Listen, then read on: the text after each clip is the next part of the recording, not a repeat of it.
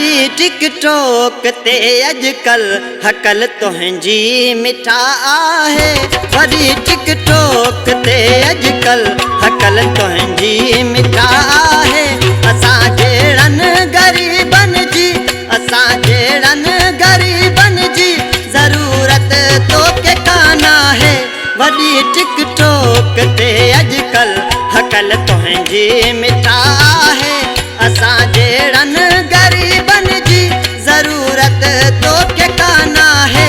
वॾी टिकटॉक ते अॼुकल हकल तुंहिंजी मिठा आहे। वॾी टिकटॉक ते अॼुकल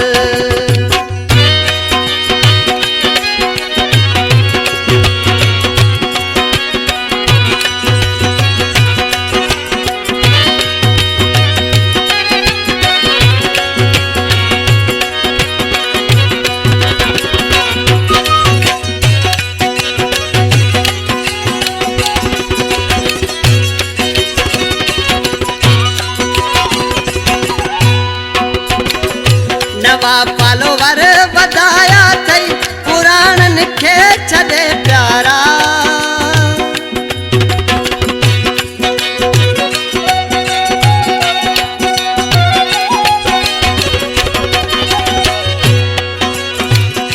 नवा फॉलोवर वधाया अथई पुराणनि खे छॾे प्यारा। जानी फेसबुक ऐं व्हाट्सएप ते छॾिया अथई कम सपाला है। जानी फेसबुक ऐं व्हाट्सएप ते छॾिया अथई कम सपाला है। असां जहिड़नि ग़रीबनि जी ज़रूरत तोखे कान आहे। वॾी टिकटॉक ते अॼुकल हकल तुंहिंजी मिठा आहे। वॾी टिकटॉक ते अॼुकल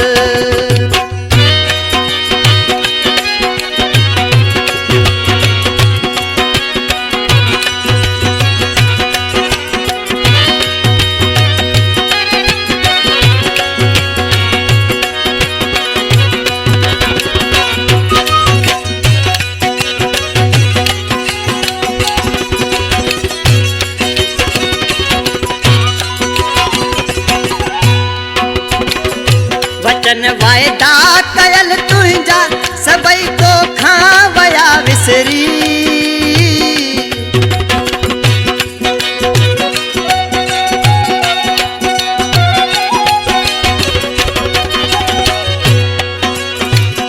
वचन वायदा कयल तुंहिंजा सभई तोखां वया विसरी। थीवे मशहूर मुल्कनि में तोखे हर को पयो चाहे। थीवे मशहूर मुल्कनि में तोखे हर को पयो चाहे। असां जहिड़नि ग़रीबनि जी ज़रूरत तोखे कान आहे। वॾी टिकटॉक ते अॼुकल हकल तुंहिंजी मिठा आहे। वॾी टिकटॉक ते अॼुकल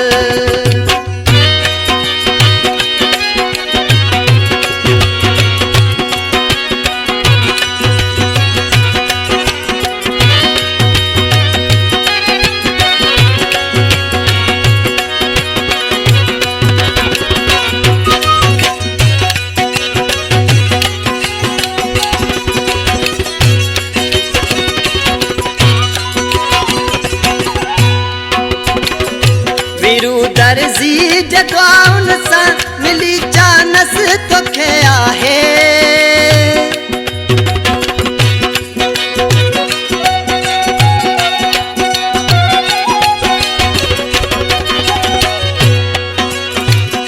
वीरू दर्जी जगवाउन सां मिली चानस तोखे आहे। दीवानो मां आहियां तुंहिंजो कंदो कर तूं हेलो हाय। दीवानो मां आहियां तुंहिंजो कंदो कर तूं हेलो हाय।